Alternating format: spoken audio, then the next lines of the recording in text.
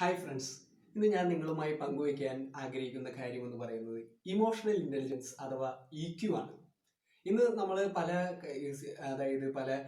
Business സ്ഥാപനങ്ങളിലും മറ്റ് സ്ഥാപനങ്ങളിലായാലും ആളുകൾ അവരുടെ ഇന്റർവ്യൂ നടത്തുന്ന ആളുകളൊക്കെ കൂടുതൽ ആഗ്രഹിക്കുന്നത് ആ വ്യക്തികൾക്ക് അവരുടെ എംപ്ലോയീസിന് എത്രത്തോളം ഉണ്ടെന്നാണ്. മറ്റ് എംപ്ലോയീസുമായി എങ്ങനെ ഇടപഴകുന്നു, മാനേജ്മെന്റ് ആയിട്ട് എങ്ങനെ ഇടപഴകുന്നു, അങ്ങനെയുള്ള കാര്യങ്ങളെ കുറിച്ചാണ് അവർ കൂടുതൽ ശ്രദ്ധിക്കുന്നത്.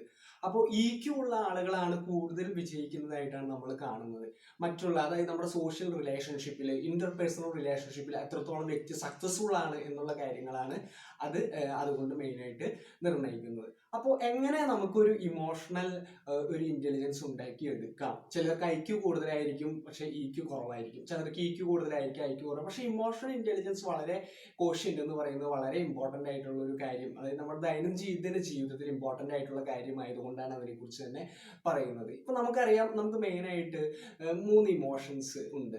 അതായത് anchor, sadness, Joy. Okay, anchor, sadness, Joy. ദേഷ്യം, സങ്കടം, വിഷമം. Okay, so these are the 3 basic emotions. Okay, emotions എന്ന് പറഞ്ഞാൽ തന്നെ നമുക്കറിയാം, ഇപ്പൊ നമ്മളൊരു ബ്ലാക്ക് ആൻഡ് വൈറ്റ് TV കാണുന്നത് പോലെയും ഒരു കളർ TV കാണുന്നത് പോലെയുമാണ്. ഇപ്പൊ ഇമോഷൻസ് ഇല്ലാത്തൊരവസ്ഥ എന്ന് പറയുന്നത് ഒരു ബ്ലാക്ക് ആൻഡ് വൈറ്റ് TV ആണ്. നമുക്കതിൽ എന്താ പറയാ, എല്ലാം കാണാൻ സാധിക്കുന്നുണ്ട്, സിനിമ കാണുന്നുണ്ട്, സീരിയൽ കാണുന്നുണ്ട്, പക്ഷെ അത് ബ്ലാക്ക് ആൻഡ് വൈറ്റിലാണ്. പക്ഷെ ഇമോഷൻസ് ഉള്ള ഒരു വ്യക്തിയെ സംബന്ധിച്ചിടത്തോളം നമ്മളൊരു കളർ TV കാണുന്ന പോലെ ഒരു ഫീലിംഗ് ആണ് നമുക്ക് കിട്ടുക. അതായത് ഒരു കളർഫുൾ ആവുക. നമ്മൾ കളർഫുൾ ആവുക എന്നുള്ളതാണ് അതുകൊണ്ട് ഉദ്ദേശിക്കുന്നത്. നമ്മൾ മഴവില്ലൊക്കെ കണ്ടിട്ടുണ്ട് അല്ലെ? മഴവില്ലിനെ വ്യത്യസ്തമാക്കുന്ന എന്താണ്? ആ കളറുകളാണ്. ആ ഒരു വ്യത്യസ്തമായിട്ടുള്ള 7 കളറുകളാണ് ആ മഴവില്ലിനെ വ്യത്യസ്തമാക്കുന്നത്. അതുപോലെ തന്നെയാണ് നമ്മുടെ ഇമോഷൻസ്. നമുക്ക് ഇമോഷൻസ് ഉണ്ടാകുമ്പോഴാണ് നമുക്ക് കൂടുതൽ ഭംഗി ഉണ്ടാവുന്നത് അല്ലെ?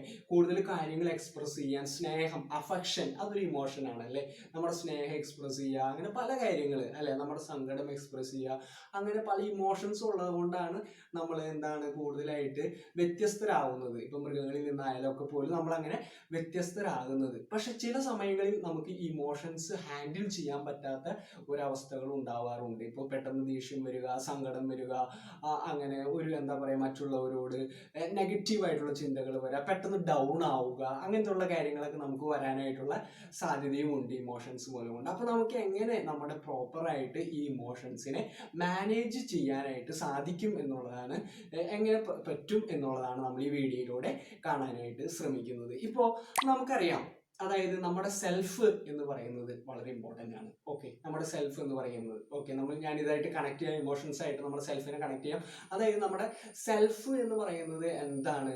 സെൽഫ് എന്ന് പറയുന്നത് നമ്മുടെ വ്യക്തിത്വമാണ് അല്ലെ? സെൽഫ് എന്ന് പറയുന്നത്.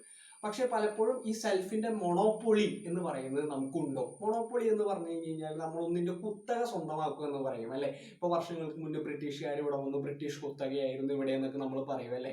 അപ്പൊ അതുപോലെ നമ്മുടെ സെൽഫിന്റെ കുത്തക നമ്മുടെ കയ്യിലാണോ എന്നുള്ളതാണ് നമ്മുടെ ഇമോഷണൽ ബാലൻസിനെ നിർണ്ണയിക്കുന്നത് അല്ലെ? ഇപ്പൊ നമ്മൾ ഫോർ എക്സാമ്പിൾ, ഇപ്പൊ ചിലർ ഇങ്ങനെ പറയാം, ചില സിനിമയിലൊക്കെ പറയുന്നത് കേൾക്കുന്നുണ്ട്, വർക്കിച്ചൻ വെള്ളം കുടിക്കുക അല്ലെ, വർക്കിച്ചൻ മദ്യപിക്കുകയല്ല, മദ്യം വർക്കിച്ചനെ കുടിക്കുകയല്ല, വർക്കിച്ചൻ മദ്യം കുടിക്കുകയാണെന്നൊക്കെ പറയുന്ന പോലെ അല്ലെ? അപ്പൊ അതുപോലെ നമ്മൾ ചെയ്യുന്ന ഓരോ കാര്യങ്ങളോടും, നമ്മൾ ചെയ്യുന്ന ഓരോ പ്രവൃത്തികളും നമ്മൾ തന്നെയാണ് ചെയ്യുന്നത് എന്നുള്ള അവയർനെസ് നമുക്ക് ഉണ്ടായിരിക്കുക എന്നുള്ളതാണ് അതിന്റെ ആധാരമായിട്ടുള്ള ഒരു കാര്യം എന്ന് പറയുന്നത്. ഓക്കെ, ഇപ്പോൾ ഒരു പ്രാവശ്യം നമ്മൾ ദേഷ്യപ്പെട്ടു.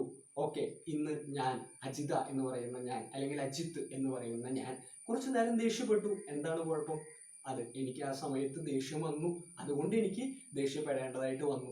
കുറച്ചു നേരം ഞാൻ ഡൗൺ ആയിരുന്നു, അജിത്ത് ഇന്ന് ഡൗൺ ആയിരുന്നു കുറച്ചു നേരം. എന്താണ് പ്രശ്നം? കുറച്ചു നേരത്തേക്ക് എനിക്ക് ഡൗൺ ആവണമെന്ന് തോന്നി, ഞാൻ ഡൗൺ ആയിരുന്നു.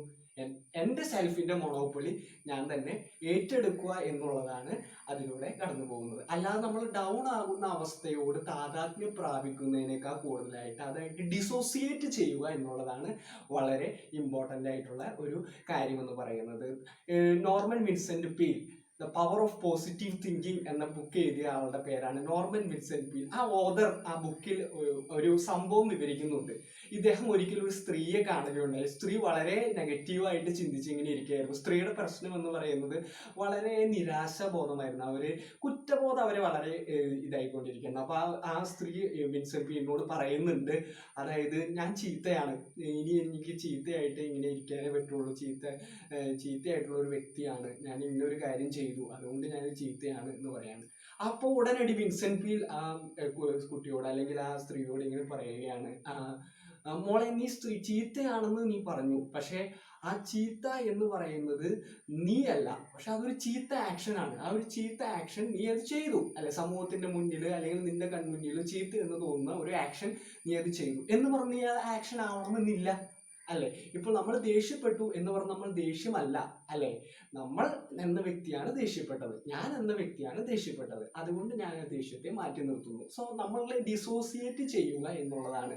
ഡിസോസിയേഷൻ നടത്തുന്ന വഴിയായിട്ട് നമ്മുടെ സെൽഫിന്റെ മൊണോപ്പൊളി നമുക്ക് ഏറ്റെടുക്കാനായിട്ട് സാധിക്കുകയും നമ്മുടെ ഇമോഷൻസിനെ പ്രോപ്പറായിട്ട് മാനേജ് ചെയ്യാനും ഒക്കെ ആയിട്ട് സാധിക്കും. ഇപ്പൊ ഇതൊരു ടെക്നിക്കാണ്, ഒരു സൈക്കോളജിക്കൽ ടെക്നിക്കാണ്. അപ്പൊ നമുക്ക് ദേഷ്യം വരുമ്പോഴൊക്കെ നമ്മൾ എപ്പോഴും അതായിട്ട് ഡിസോസിയേറ്റ് ചെയ്യുക എന്നുള്ളതാണ് വളരെ ഇമ്പോർട്ടൻ്റ് ആയിട്ടുള്ള ഒരു കാര്യം. ഞാൻ ദേഷ്യപ്പെട്ടു അല്ലെങ്കിൽ അപ്പോൾ ആ ഒരു ദേഷ്യമല്ല, ഞാൻ അതിൽ നിന്ന് മാറി നിൽക്കാനായിട്ട് എനിക്ക് സാധിക്കും എന്നുള്ള ഒരു വ്യക്തിത്വത്തിലേക്ക് വരുന്നതിനെയാണ് നമ്മൾ ഡിസോസിയേഷൻ എന്ന് പറയുന്നത്.